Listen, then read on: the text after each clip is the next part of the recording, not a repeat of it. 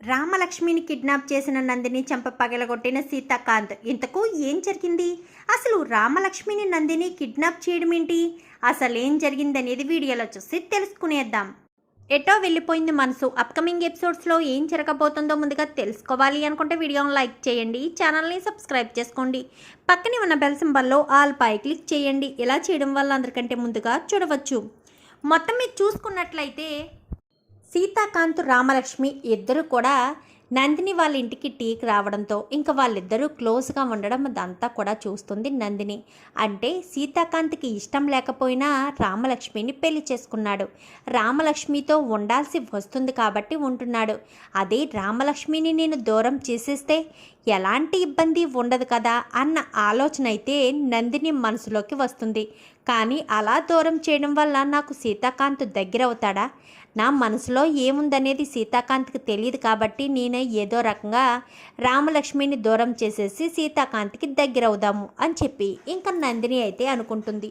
కానీ సీతాకాంత్ ఆల్రెడీ నందిని వాళ్ళ ఇంట్లో వాళ్ళిద్దరూ కలిసి ఉన్న ఫోటోను చూసేసరికి అంటే నందిని కావాలనే వచ్చింది, నన్ను దక్కించుకోవడం కోసమే వచ్చింది, నేను రామలక్ష్మిని పెళ్లి చేసుకున్నానని తెలిసి మా ఇద్దరిని విడదీయడానికే వచ్చింది అని చెప్పి ఇంకా సీతాకాంత్ అయితే అర్థం చేసుకుంటాడు. ఇంకా రామలక్ష్మిని అయితే నందినికి ఎంత దూరంగా ఉంచాలో అంత దూరంగా ఉంచడానికి ప్రయత్నిస్తాడు. పాపం రామలక్ష్మికి ఏమీ తెలియక నందిని మంచిది కదా అని నందిని మేడం గురించి మీరు తప్పుగా అనుకుంటున్నారంటూ చెప్తూ ఉంటాడు. కానీ సీతాకాంత్ అసలు విషయం ఇది అని రామలక్ష్మికి చెప్పలేక చాలా ఇబ్బంది పడుతూ ఉంటాడు. ఒక రోజైతే సీతాకాంత్ ఆఫీసులోనే ఉండగా రామలక్ష్మి సరే అండి నేను వెళ్ళొస్తాను అని చెప్పనగానే ఏంటమ్మా అప్పుడే వెళ్ళిపోతున్నావు అంటూ మాణిక్యం అడుగుతూ ఉంటాడు. లేదు నాన్న ఇంటికాడ పనుంది అని చెప్పాను కానీ అల్లుడు గారిని ఒంటరిగా వదిలేసి వెళ్ళిపోతావా? అప్పుడు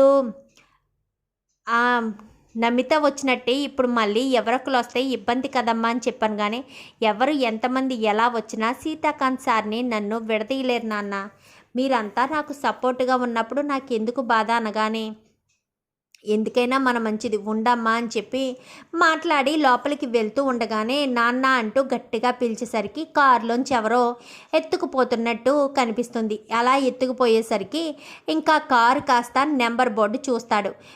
నెంబర్ బోర్డు చూసి నెంబరు గుర్తుపెట్టుకుని అల్లుడు అని గబగబా పరుగున లోపలికి వెళ్తాడు.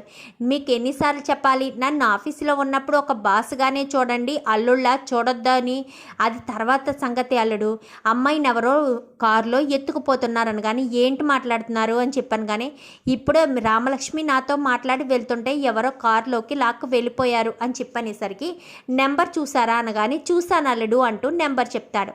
ఆ నెంబర్ చెప్పేసరికి ఈ నెంబర్ గల కారేనా, కరెక్ట్గా చూసారా అనగానే కరెక్ట్గా చూశాను, ఈ నెంబర్ గల కారే అని చెప్పాను. కానీ ఇంకా నెంబర్ని అయితే వెంటనే వాళ్ళ తాతయ్యకి పంపిస్తాడు. ఏంట్రా ఈ నెంబర్ ఏంటనగానే ఏమో తాతయ్య రామలక్ష్మిని కారులోనే ఎవరో ఎత్తుకెళ్ళిపోయారంట అని చెప్పనేసరికి అవునా ఉండు మనకు తెలిసిన ఆర్టీఓ ఆఫీసర్ ఉన్నారు, వెంటనే ఫోన్ చేసి ఈ నెంబర్ ఎవరి పేరు మీద ఉందో ఏంటో కనుక్కుంటానని చెప్పి వెంటనే మార్తాండ అయితే వాళ్ళకి ఫోన్ చేస్తాడు.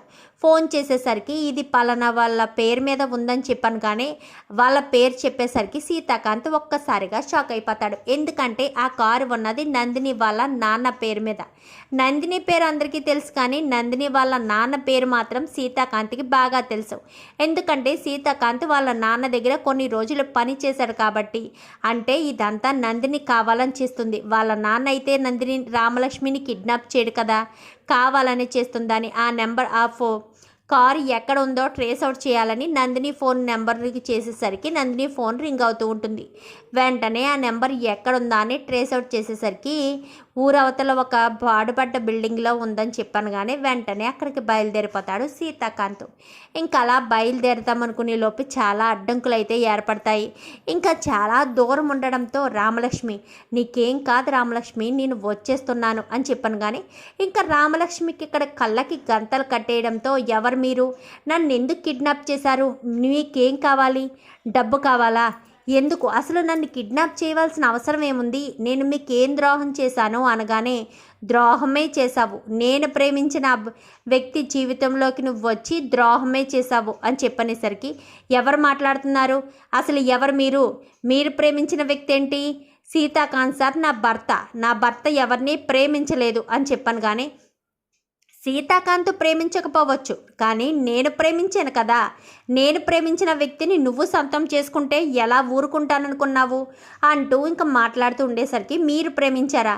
మీరు ప్రేమించినప్పుడు మీ ప్రేమను గెలిపించుకోవాలి అంతే తప్ప మీ ప్రేమ ఓడిపోయింది, నా పెళ్ళి నిలబడింది, ఇప్పుడు మేమిద్దరం పెళ్లి చేసుకున్నాం, మేమిద్దరం భార్యాభర్తలం, అలాంటి తప్పుడు మమ్మల్ని ఎందుకు విడదీయాలని చూస్తారు?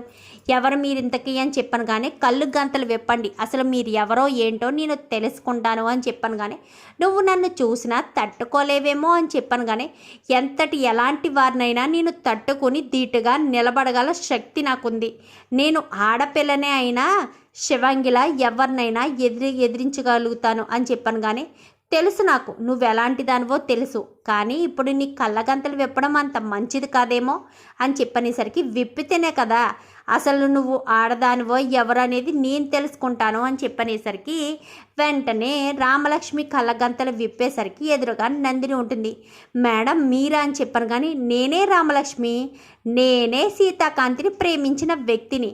అప్పుడు సీతాకాంత్ నన్ను పెళ్లి చేసుకోకుండా ఎవరిని పెళ్లి చేసుకోను, నాకు అసలు జీవితంలో పెళ్లి చేసుకునే ఆలోచన లేదని చెప్పాడు.